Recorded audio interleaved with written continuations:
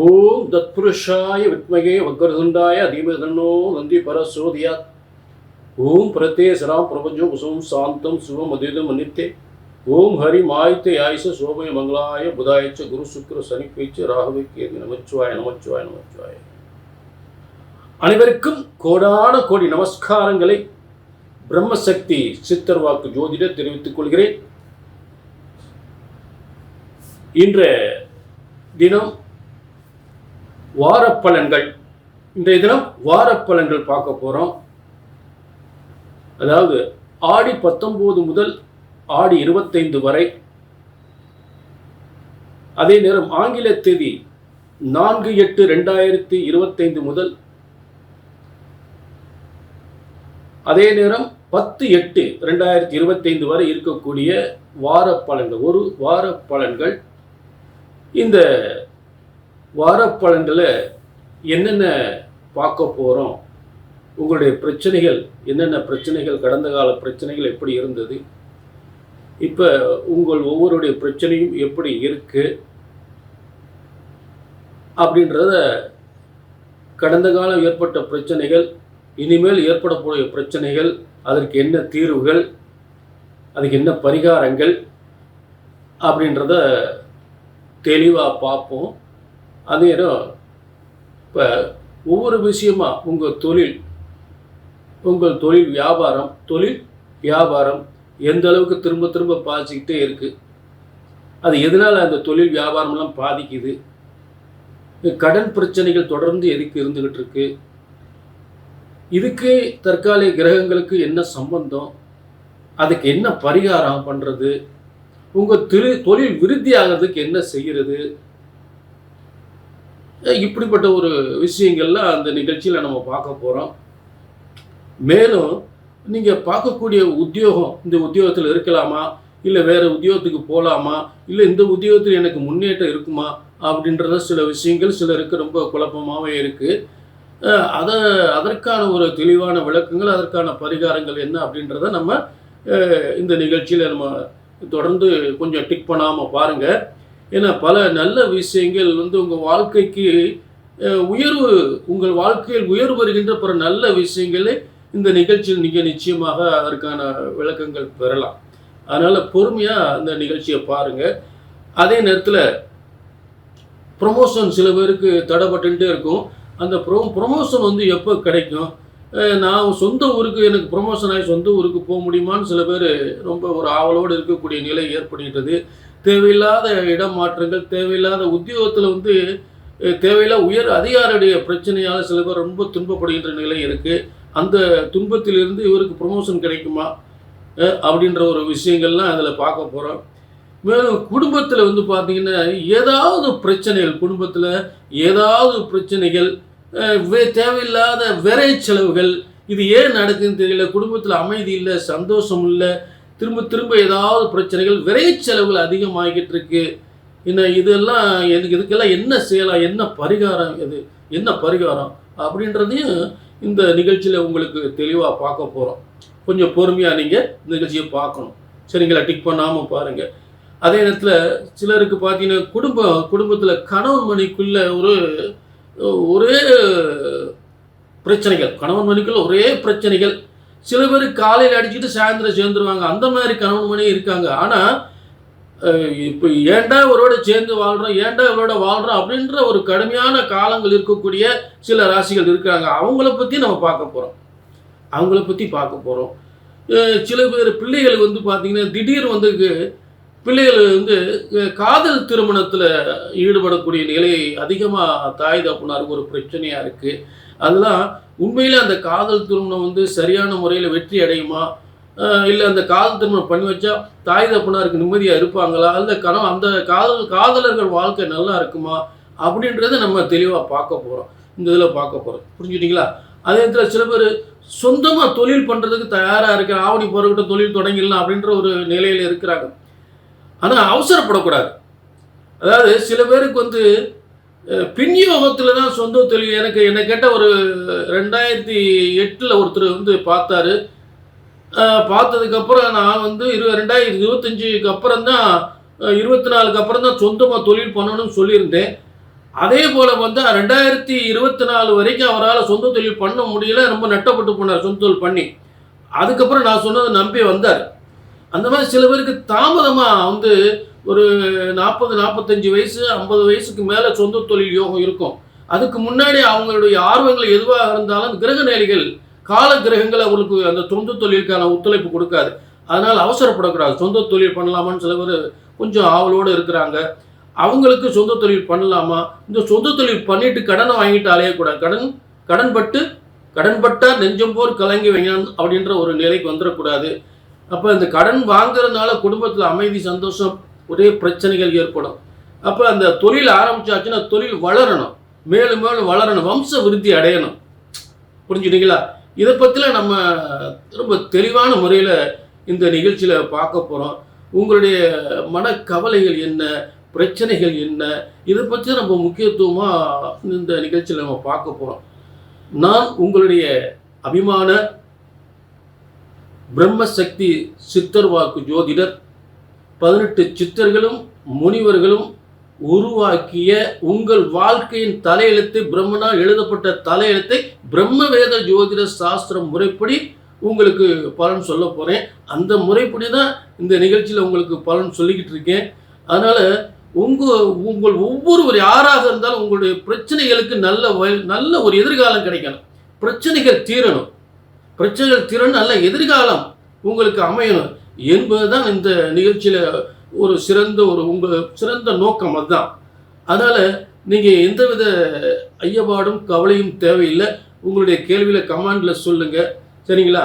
கீழே நீங்கள் வந்து அதே நேரம் இது வந்து ஒரு பொது பலன். தற்காலிக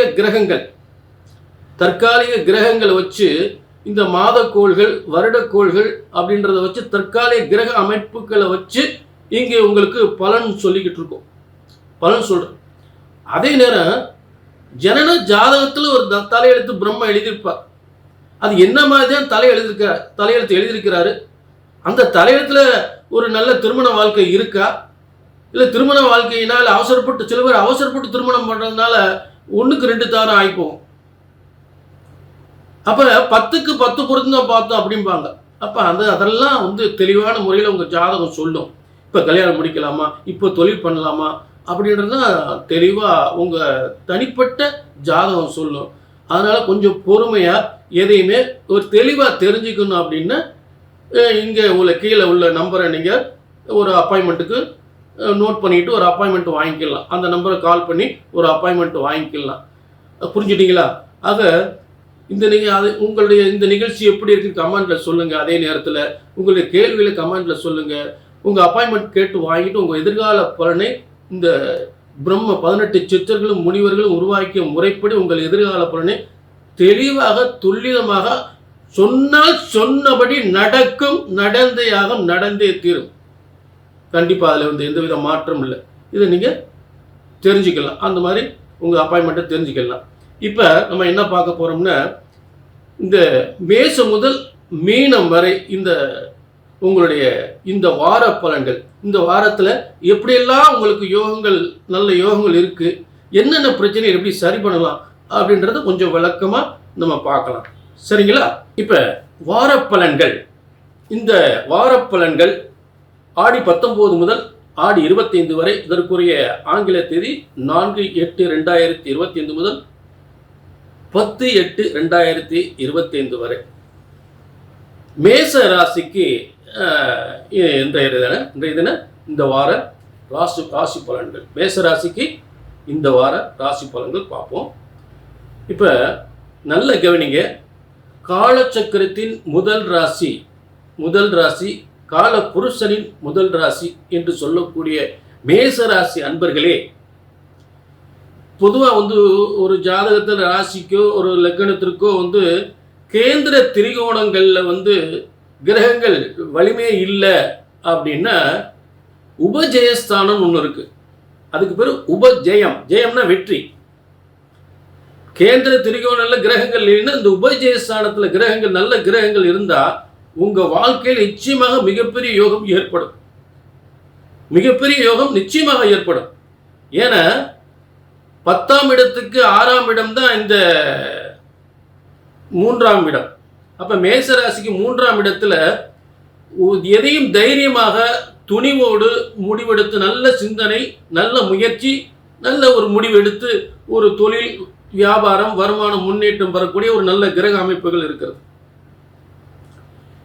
அதே நேரம் சுக்கிரன் தனஸ்தானத்தில் இருக்கிறத விட குருவோடு சேர்ந்து இருக்கும் பொழுது இவர் மகாலட்சுமி, இவர் மகாலட்சுமி யோகத்தில் சுக்கிரன் இருக்கார். குரு நல்ல ஒரு முன்னேற்றம், ஒரு தொழில் முன்னேற்றம், லாபாதிபதியாக, பாக்கியாதிபதியாக, தனம், செல்வம், வருமானத்தை தரக்கூடிய நல்ல தனம் பெருகும், வருமானம் பெருகும், நல்ல முன்னேற்றங்கள் ஏற்படும், உறவுகள் மத்தியில் பெருமையோடு வாழக்கூடிய நிலை கண்டிப்பாக அந்த மேச ராசிக்கு உண்டு. ஒரு மாற்றம், நீங்கள் தொழிலை ஒரு இடமாற்றம் நிச்சயமாக பண்ணிக்கணும். ஏன்னா மூன்றாம் இடம் ஒரு பயணத்தை சொல்லும், ஒரு இடமாற்றத்தை சொல்லும், ஒரு முன்னேற்றத்தை சொல்லும். கண்டிப்பாக அந்த இடமாற்றம், ஒரு மாற்றம், ஒரு முன்னேற்றம் செய்யும் பொழுது அது கண்டிப்பாக உங்களுக்கு மிகப்பெரிய ஒரு முன்னேற்றத்தை ஏற்படுத்தும், மிகப்பெரிய ஒரு மாற்றத்தை ஏற்படுத்தும், ஒரு மகிழ்ச்சியான வாழ்க்கையை உருவாக்கி கொடுக்கும். செல்வங்கள் பொருளாதாரத்தில் முன்னேற்றத்தை ஏற்படுத்தும். மூன்றாம் இடம் செல்வங்கள், பலவித வீட்டுக்கு வேண்டிய அனைத்து செல்வங்களும் சேரக்கூடிய ஒரு ஸ்தானம். புரிஞ்சுட்டீங்களா? ஆக அப்படிப்பட்ட ஒரு அதான் உபஜய ஸ்தானம் அப்படின்னு பேர். அதுக்கு இந்த உபஜய ஸ்தானத்தில் நல்ல கிரகங்கள் இருக்கும்போது நல்ல தொழில் பெருகும், வருமானம் பெருகும், கடன், ஏதாவது பொருளாதார பிரச்சனைகள் இருந்தால் அந்த பொருளாதார பிரச்சனை சரி செய்யும். புரிஞ்சுட்டீங்களா? அந்த உறவுகள் மத்தியில் பெருமையாக வாழக்கூடிய ஒரு நிலையை ஏற்படுத்துவது தான் இந்த மூன்றாம் இடம். அக்கம் பக்கம் உறவுகள் மத்தியில் நம்ம ஒரு பெருமையாக, ஒரு கம்பீரமாக, நல்ல ஒரு தொழில் பண்ணுறோம், நல்ல வருமானம் பார்க்குறோம் அப்படின்னு சொல்லக்கூடிய நிலையை உருவாக்குறது.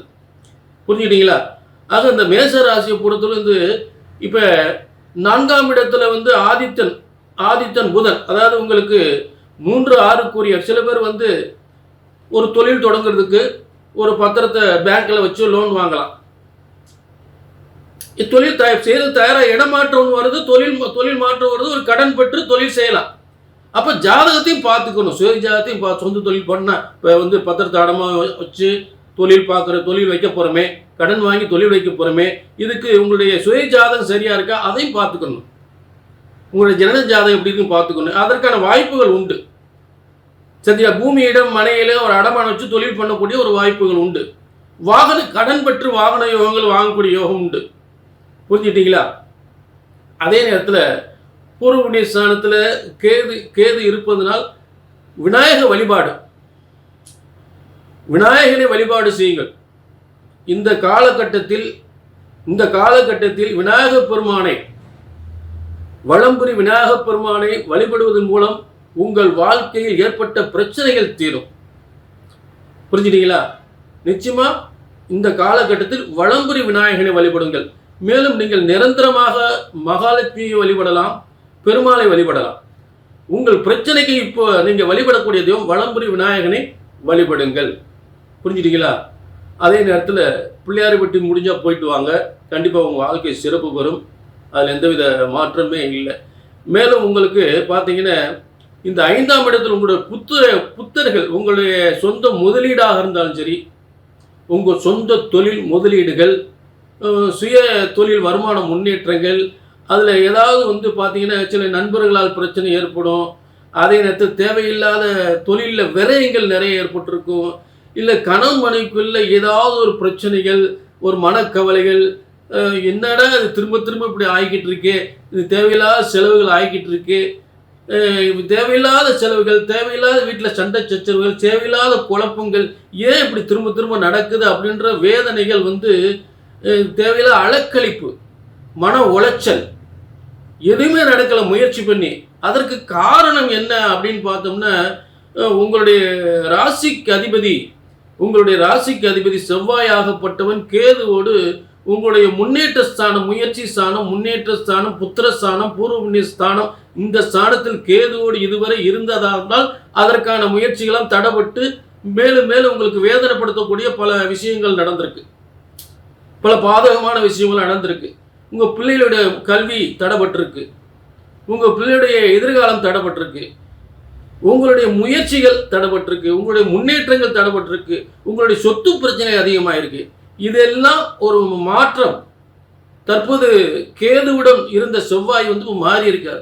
ஆக இந்த பிரச்சனைகள் எல்லாம் இருந்து மீளுவதற்கு உங்களுக்கு வாய்ப்புகள் தரும். புரிஞ்சுட்டீங்களா? சில பேருக்கு சட்டத்தை அணுகக்கூடிய நிலை வரைக்கும் போகும், கோர்ட் வரைக்கும் போகக்கூடிய பிரச்சனைகள்லாம் இருக்கு. அந்த பிரச்சனைகள்லாம் வராத அளவுக்கு விரைவில் மாற்றங்கள் இருக்கு. கோர்ட் வரைக்கும் போகிற பிரச்சனைகள்லாம் இருக்கு.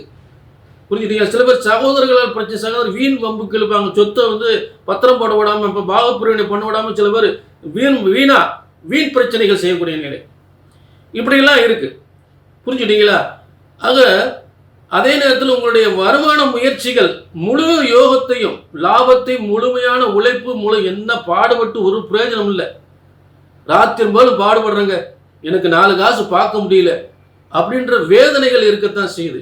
அதையெல்லாம் தவிர்க்கக்கூடிய நிலைகள் கண்டிப்பாக நீங்கள் ஒரு சுயஜாதத்தை பார்த்துக்கணும். கீழே ஒரு நம்பர் இருக்குது, நோட் பண்ணிட்டு ஒரு அப்பாயின்மெண்ட் வாங்கி ஏன் இந்த பாதிப்புகள் இருக்குது, இதுக்கு என்ன நிவர்த்தி.